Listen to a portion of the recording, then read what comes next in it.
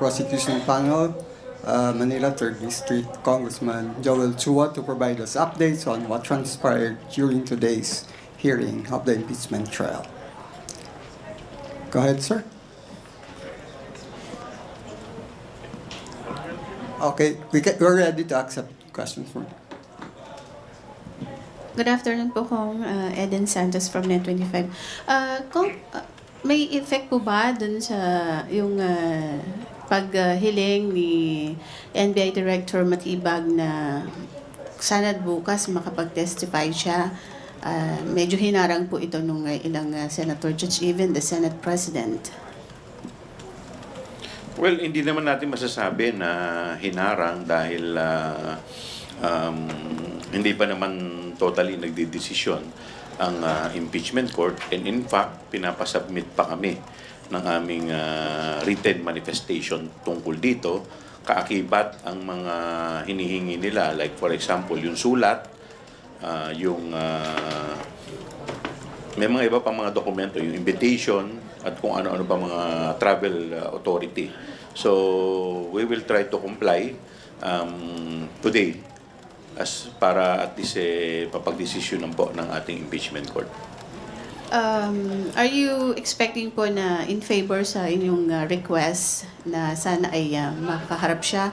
Or pwede naman pong sa after na lang niya pagbalik from Thailand? Is it possible? Medyo matagal na kung aantayin pa natin na makabalik dahil pagkakaalam ko medyo mahalaga rin ang babanggitin at magiging statement ng ating NBI Director. Kaya sana, umaasa kami na sana mapagbigyan kahit itong pagkakataon lamang.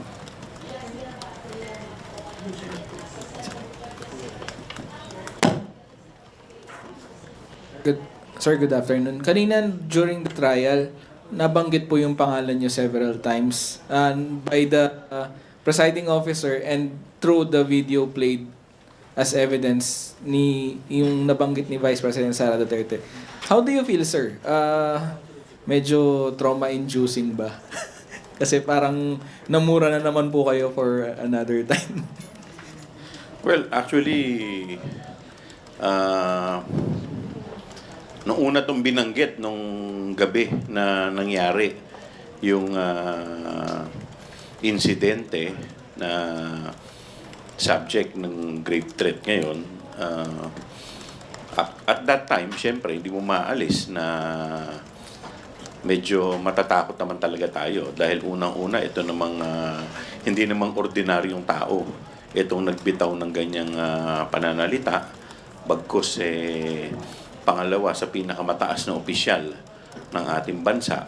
Pero makikita natin dito sa mga salaysay at mga video na pinakita yung kanyang pagiging violent nature na very unbecoming para sa pangalawang pangulo ng ating bansa.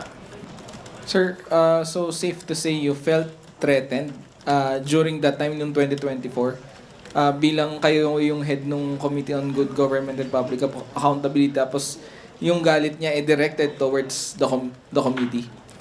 Siyempre, sino naman po ba ang hindi matatakot sa mga pananalita ng ating Vice Presidente? Alam naman natin yung kapasidad nila. Kaya nga, at that time, sa totoo lang, wala naman akong security.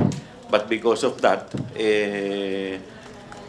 naglagay ako ng security dahil hindi naman talaga ordinaryo itong nagbitaw ng salita laban sa atin. So, hindi ito isang mga salita na binabaliwala.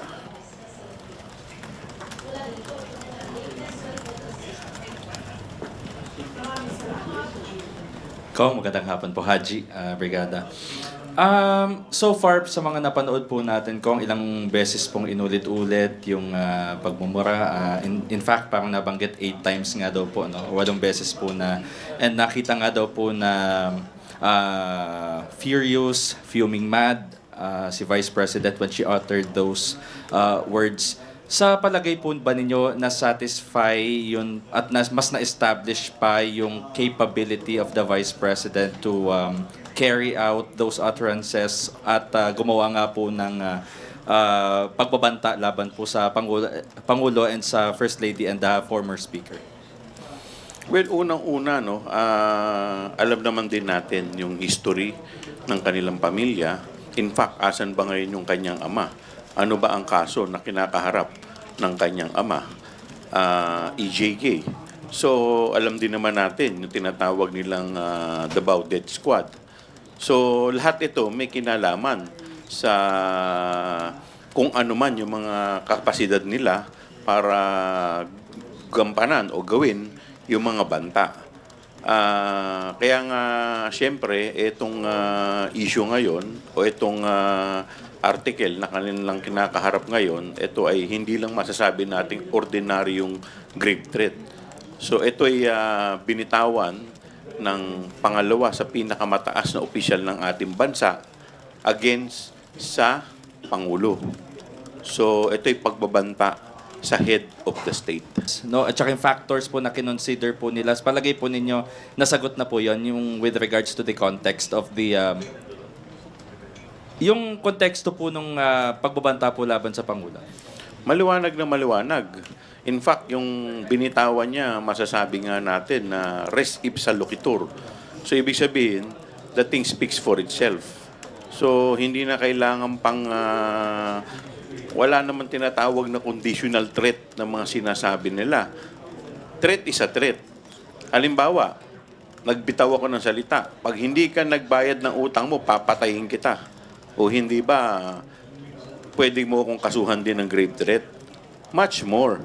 Kung ito'y pagbabanta na binibitawan ng mga taong nasa matataas na posisyon at makapangyarihan. In fact, kung maaalala po ninyo, noong nakaraang administrasyon, yung isang tao na nagbanta sa buhay ng dating Pangulo na alam naman natin walang kapasidad. At alam naman natin wala rin pera dahil nag-offer yata siya ng 50 million. At alam naman natin na wala naman siyang kapasidad na i-implement ito, wala rin siyang kapasidad na ibigay yung pera, and yet, inaresto at kinasuhan. So, ganun ka serious itong pagbabantang to against the President.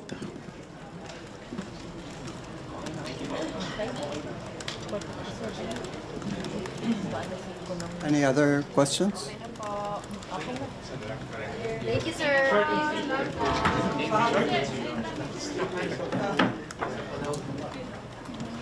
Sir, good afternoon. Ed Sarto po po, DZME.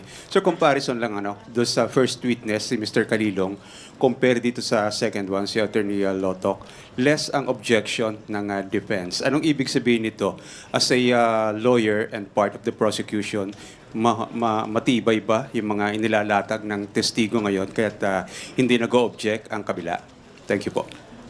Well, kasi marinig naman ninyo yung naging ruling ng ating presiding officer noong nakaraan kung saan sinabi niya na kailangan medyo mas bigyan natin ng laya, no, yung mga ganitong statement as long as hindi naman matindi yung sinasabi at hindi naman talaga makaka-damage doon sa statement o doon sa kaso, siguro may mga objection talaga na dapat pinalalagpas na dahil ito hindi naman ganun makaka-apekto.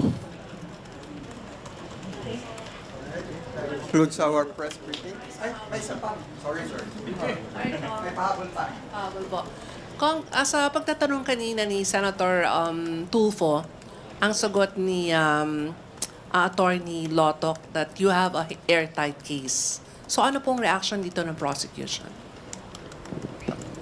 Well, lalo lang nagpapatibay yung aming kaso dahil unang-una, kailangan nating ilagay sa isip na itong impeachment case ay hindi ito kagaya ng criminal case na kailangan